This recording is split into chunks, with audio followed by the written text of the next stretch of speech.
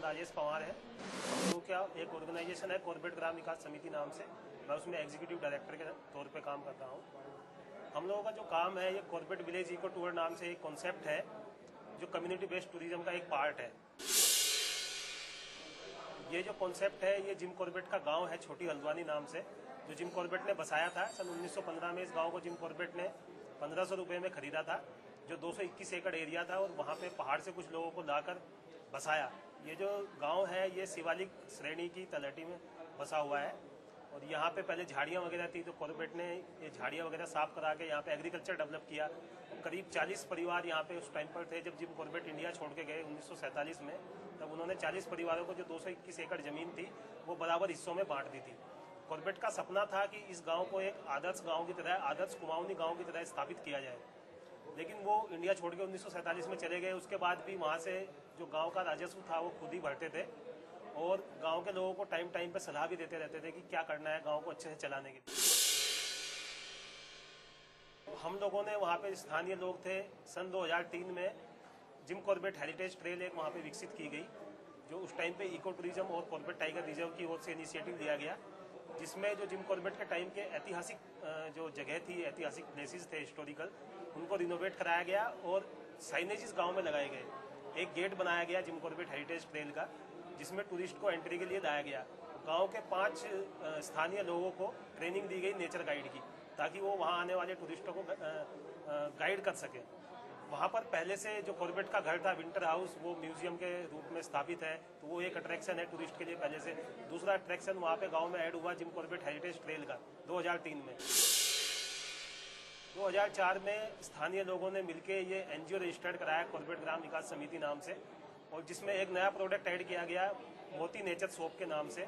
जो म्यूजियम था, म्यूजियम पे एक nature soap Corbett tiger reserve की ओर से इस समिति को दी गई, जिसमें शुरुआत में 5 परिवारों ने कुछ सामान वहाँ पे रखा जो लोकल प्रोडक्ट थे, जैसे दालें और हल्दी मसाले वगैरह जो वहाँ पे होते थे वो बिक्री के लिए रखे। धीरे धीरे कुछ और परिवार उससे जुड़ते चले गए, और सन 2008 में हम लोगों ने ये रियलाइज़ किया कि यहाँ पे टूरिस्ट का काफ़ी अच्छा मूवमेंट रहता है, क्योंकि ये नैनीताल और कॉर्बेट टाइगर रिजर्व के बीच में स्थित है प्लेस, और वहाँ से अक्सर बहुत सारे टूरिस्ट गुजरते हैं। जैसे जिम कॉर्बेट का जो म्यूजियम है, म्यूजियम में 30,000 से ज़्यादा लोग प्रति वर्ष वहाँ पे विजिट करते हैं।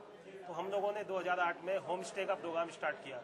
गांव के कुछ स्थानीय लोगों को मोटिवेट करके, जिनके पास में रिसोर्सेज थे, अच्छे घर थे, उनके कमरे हमने रिनोवेट कराए, और हमने करीब शुरुआत में 8 कमरे तैयार कराए लोगों से, जिसमें हम लोगों ने टूरिस्ट को मोटिवेट किया, अपनी वेबसाइट बनाई और कॉर्बेट विलेज इको टूर नाम से इस कॉन्सेप्ट को शुरू किया, जिसमें होम स्टे हमारा एक प्रोडक्ट हुआ, मेन प्रोडक्ट। आज की स्थिति में वर्तमान में वहाँ पे हमारे पास 12 कमरे हैं, जिनमें से 8 कमरे जो नॉर्मल होम स्टे हैं, लोगों के जो नॉर्मल घर हैं उनमें है, और इसके अलावा 4 सेपरेट कॉटेज गांव वालों ने ही बनाई हुई है, और एक कॉमन कम्युनिटी डाइनर बनाया हुआ है, जिसमें गांव वाले खुद आके खाना बनाते हैं टूरिस्ट के लिए। तो ये कुछ अट्रैक्शन हम लोगों ने गांव में डेवलप किए धीरे धीरे। इसके बाद हमने जो वहाँ पे लोकल जो फॉरेस्ट था, जो वहाँ की सबसे बड़ी स्ट्रेंथ है, जहाँ कॉर्बेट ने भी सारी नेचर से रिलेटेड एक्टिविटीज सीखी, तो हम लोगों ने वहाँ पे कुछ शॉर्ट ट्रैक्स डेवलप किए हैं, फॉरेस्ट ट्रेल्स, जिसमें हम टूरिस्ट को ले जाते हैं। हम लोगों का मेन इम्फेसिस नेचर से रिलेटेड कंजर्वेशन के ऊपर हमारा ज़्यादा फोकस रहता है इस प्रोग्राम में। तो हम लोग जो स्कूल ग्रुप हैं उन लोगों को ज़्यादा एंटरटेन करते हैं, ताकि वो लोग कुछ सीखें वहाँ पे आके नेचर के बारे में, कंजर्वेशन के बारे में। और इसी दिशा में हम लोग नेचर वर्कशॉप भी जो स्कूल ग्रुप है उनको कराते हैं। अभी हम लोग करीब 45 लोगों के ग्रुप को वहाँ पे अकोमोडेट कर सकते हैं आसानी से, और धीरे धीरे ये प्रोग्राम हमारा पॉपुलर हो रहा है। इस तरीके के प्लेटफॉर्म पे हम लोग आते हैं, अक्सर जो ट्रैवल एंड टूरिज्म फेयर होते हैं उनमें भी हम जाते हैं। और भविष्य में हमारी योजना ये है कि अभी गांव में 160 परिवार हैं, और उन 160 में से करीब 46 परिवार केवल हमारी जो नेचर शॉप है म्यूजियम पे उसमें अपने प्रोडक्ट सेल कर रहे हैं। इसके अलावा करीब 12 परिवार हमारे साथ वैसे जुड़े हुए हैं जो होम स्टे प्रोवाइड करते हैं और खाना बनाते हैं टूरिस्ट के लिए, कुछ गाइडिंग का काम करते हैं। तो धीरे धीरे हमारी योजना ये है कि गाँव के कम से भी कम 80 to 90% जो फैमिलीज़ हैं उनको हम टूरिज्म रिलेटेड एक्टिविटीज़ से जोड़ें, क्योंकि लोगों के पास में वहाँ पे जो ज़मीन है बहुत ज़्यादा उपजाऊ नहीं है, लोगों के पास में सीमित मात्रा में ज़मीन है, बहुत ज़्यादा लैंड होल्डिंग नहीं है। तो ये उनके लिए एक ऑल्टरनेटिव सोर्स है जिससे उनको इनकम हो सकती है। इसके अलावा बहुत सारे लोग ऐसे हैं कि जो फॉरेस्ट के ऊपर जिनकी लाइवलीहुड डिपेंड करती थी, अभी कुछ लोग उनमें से हमारे साथ जुड़ गए हैं, तो वो फॉरेस्ट से उनका नाता हट गया है। इनफैक्ट वो लोग हमारे लिए एक नेटवर्क का काम करते हैं कि अगर कोई इलीगल गतिविधि कोई वहाँ पे होती है फॉरेस्ट में, तो उसके लिए वो हमको इन्फॉर्म करते हैं। इसी क्रम में हमने पिछले हाल एक शिकारी को भी वहाँ पकड़वाया था, जिसके लिए अवार्ड भी हमारे ऑर्गेनाइजेशन को मिला था। तो इस तरीके की गतिविधियाँ अभी हमारे वहाँ पे चल रही हैं।